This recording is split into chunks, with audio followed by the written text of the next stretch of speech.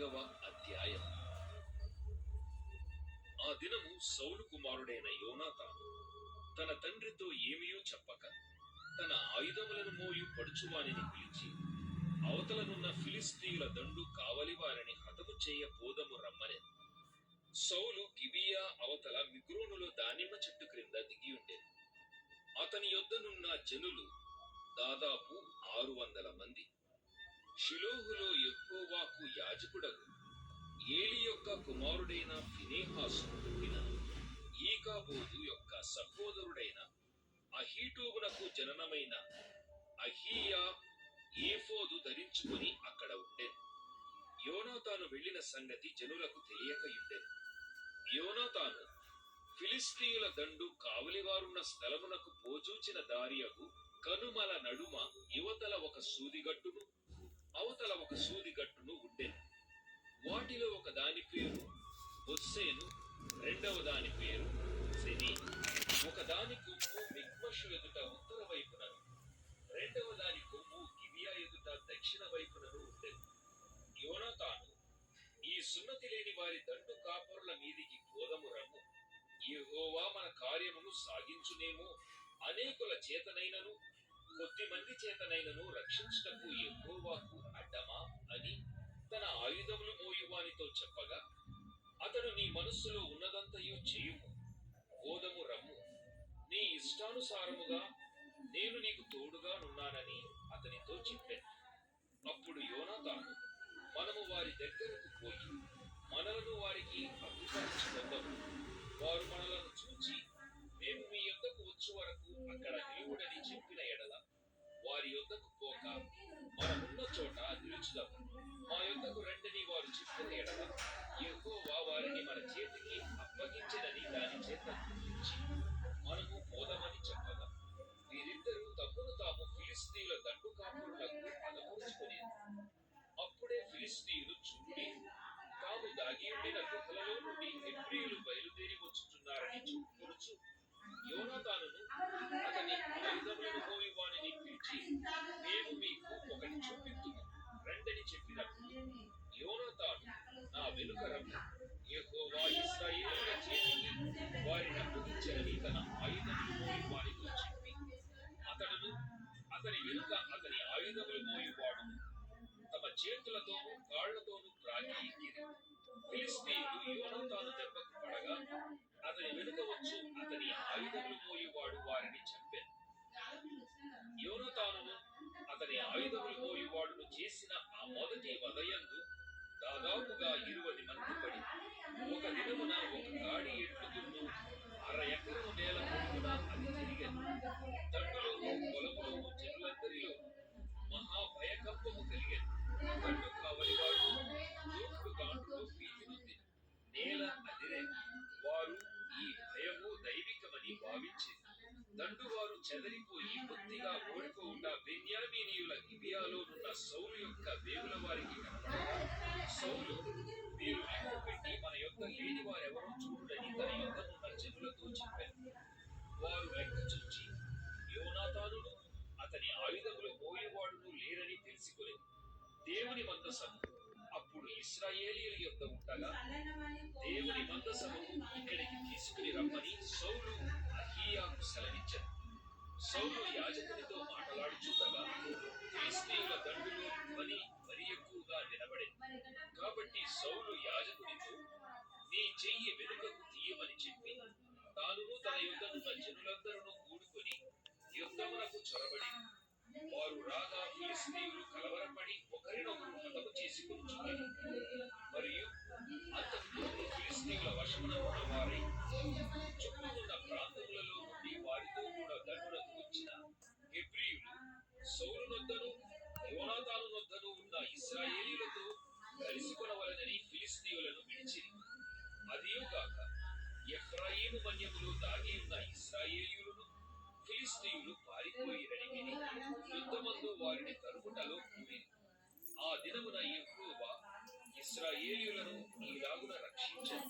యుద్ధము బేతావెను అవతలకు సాగగా, ఆ దినమున ఇశ్రాయేలీయులు చాలా బడలిగా ఉండెను. నేను నా శత్రువుల మీద పగ తీర్చుకొనక మునుపు, సాయంత్రము కాక మునుపు భోజనము చేయువాడు శపింపబడును అని సౌలు జనుల చేత ప్రమాణం చేయించెను. అందువలన జనులు ఏమీయూ తినకుండిరి. జనులందరూ ఒక అడవిలోనికి రాగా అక్కడ నేల మీద తేనె కనబడేది. జనులు ఆ అడవిని జొరగా తేనె కాలువ కట్టి ఉండెను గాని జనులు తాము చేసిన ప్రమాణమునకు భయపడి ఒకడును చెయ్యి నోట పెట్టలేదు. అయితే యోనాతాను తన తండ్రి జనుల చేత చేయించిన ప్రమాణము వినలేదు కనుక తన చేతికర్ర చాపి దాని కొనను తేనె పట్టులో ఉంచి తన చెయ్యి నోటిలో పెట్టుకొనగా అతని కన్నులు ప్రకాశించెను. జనులలో ఒకడు, నీ తండ్రి జనుల చేత ప్రమాణము చేయించి ఈ దినమున ఆహారము పుచ్చుకొనువాడు శపింపబడునని ఖండితముగా ఆజ్ఞాపించి ఉన్నాడు. అందుచేతనే జనులు బహు బడలి ఉన్నారని చెప్పారు. అందుకు యోనాతాను, అందుచేత నా తండ్రి జనులను కష్టపెట్టిన వాడాలి. నేను ఈ తేనె కొంచెము పుచ్చుకొన్న మాత్రమున నా కన్నులు ఎంత ప్రకాశించుచున్నావో చూడండి. జనులు తాము చిక్కించుకొనిన తమ శత్రువుల దోపుల వలన బాగుగా భోజనము చేసిన ఎడల వారు ఫిలిష్తీయులను మరి అధికముగా హతము చేసి ఉండురని. ఆ దినమున జనులు ఫిలిష్తీయులను మిక్మషు నుండి అయ్యాలోను వరకు హతము చేయగా జనులు బహుబడలిక నుండిరి. జనులు దోపుడు మీద ఎగబడి గొర్రెలను ఎడ్లను వెయ్యలను తీసుకుని నేల మీద వాటిని వధించి రక్తముతోనే భక్షించినందున జనులు రక్తముతోనే తిని యెహోవా దృష్టికి పాపము చేయుచున్నారని కొందరు సౌలునకు తెలియజేయగా అతడు, మీరు విశ్వాసఘాతకులైతిరి. పెద్ద రాయి ఒకటి నేడు నా దగ్గరకు దొర్లించి తెండని చెప్పి మీరు అక్కడక్కడికి జనుల మధ్యకు పోయి అందరూ తమ ఎద్దులను తమ గొర్రెలను నా యొద్దకు తీసుకుని వచ్చి ఇక్కడ వధించి భక్షింపవలెను. రక్తముతో మాంసము తిని యెహోవా దృష్టికి పాపము చేయకుడని వారితో చెప్పుడని కొందరిని పంపెను. కాబట్టి జనులందరూ ఆ రాత్రి తమ తమ ఎద్దులను తీసుకుని వచ్చి అక్కడ వధించిరి. మరియు సౌలు యెహోవాకు ఒక బలిపీఠమును కట్టించెను. యెహోవాకు అతడు కట్టించిన మొదటి బలిపీఠము అదే. అంతటా మనము రాత్రి అందు ఫిలిష్తీయులను తరిమి తెల్లవారు వరకు వారిని కలత పెట్టి శేషించువాడొకడునూ లేకుండా చేతుము రండని సౌలు ఆజ్ఞేయగా జనులు, నీ దృష్టికి ఏది మంచిదో అది చేయుమని.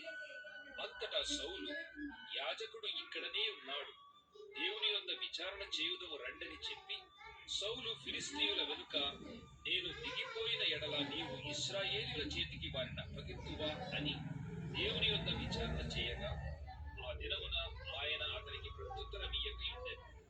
అందువలన సౌలు, జనులలో పెద్దలు నా యొద్దకు వచ్చి నేడు ఎవరి వలన ఈ పాపము కలిగెనో అది విచారింపవలెను. నా కుమారుడైన యోనాతాను వలన కలిగినను వాడు తప్పక మరణమౌనని ఇశ్రాయేలీయులను రక్షించు యెహోవా జీవము తోడని నేను ప్రమాణము చేయుచున్నానని. అయితే జనులందరిలో అతనికి ప్రత్యుత్తరమిచ్చిన వాడు ఒకడునూ లేకపోయింది. మీరు ఒక తట్టునను నేనును నా కుమారుడగు యోనాతానును ఒక తట్టునను ఉండవలెనని అతడు జనులందరితో చెప్పగా జనులు, నీ దృష్టికి ఏది మంచిదో అది చేయుమని సౌలుతో చెప్పింది. అప్పుడు సౌలు, ఇశ్రాయేలీయులకు దేవుడవైన యెహోవా దోషిని కనపరచుమని ప్రార్థింపగా సౌలు పేరటను యోనాతాను పేరటను చీటిపడిన గాని జనులు తప్పించుకొనిది. నాకును నా కుమారుడైన యోనాతానుకును చీట్లు వేయుడని సౌలు ఆజ్ఞేయగా యోనాతాను పేరట చీటి పడేది. నీవు చేసినదేదో నాకు చెప్పుమని యోనాతానుతో అనగా యోనాతాను, నా చేతికర్ర కొనతో కొంచెము తేనె పుచ్చుకొన్న మాట వాస్తవమే. కొంచెము తేనెకై నేను మరణమొందవలసి వచ్చినదని అతనితో అనెను. అందుకు సౌలు, యోనాతానా, నీవు అవశ్యముగా మరణమౌదు. నేను ఒప్పుకొనని ఎడల దేవుడు నాకు గొప్ప అపాయము కలుగజేయునుగాక అనెను. అయితే జనులు సౌలుతో, ఇశ్రాయేలీయులకు ఇంత గొప్ప రక్షణ కలుగజేసిన యోనాతాను మరణమౌనా? అదెన్నటికి నీ కూడదు.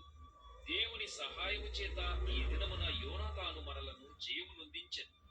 యెహోవా జీవము తోడు అతని తల వెంట్రుకలలో ఒకటియు నేల రాలదని చెప్పి యోనాతాను మరణము కాకుండా జనులు అతని రక్షించిరి. అప్పుడు సౌలు ఫిలిష్తీయులను తరుముట మాని వెళ్లిపోగా ఫిలిష్తీయులు తమ స్థలమునకు వెళ్ళిరి. ఈలాగున సౌలు ఇశ్రాయేలీయులను ఏలుటకు అధికారము నొందినవాడై నకముకాల వారి శత్రువులైన మోయాబీయులతోనూ అమ్మోనీయులతోనూ ఎదోమీయులతోనూ శోభాదేశపు రాజులతోనూ ఫిలిస్తీయులతోనూ యుద్ధము చేశాను. ఎవరి మీదికి అతడు పోయెనో వారినందరినీ ఓడించెను.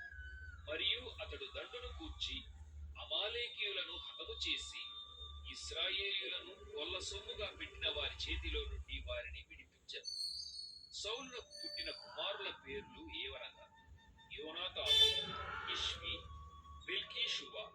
అతని ఇద్దరు కుమార్తెల పేర్లు ఏవనగా పెద్దదాని పేరు మేరబు, చిన్నదాని పేరు మీకాలు. సౌలు యొక్క భార్యకు అహీనోయామని పేరు. ఈమె అహీమయస్సు కుమార్తె. అతని సైన్యాధిపతి పేరు అబ్నేరు. ఇతడు సౌలునకు పినతండ్రి అయిన నేరు కుమారుడు. సౌలు తండ్రియగు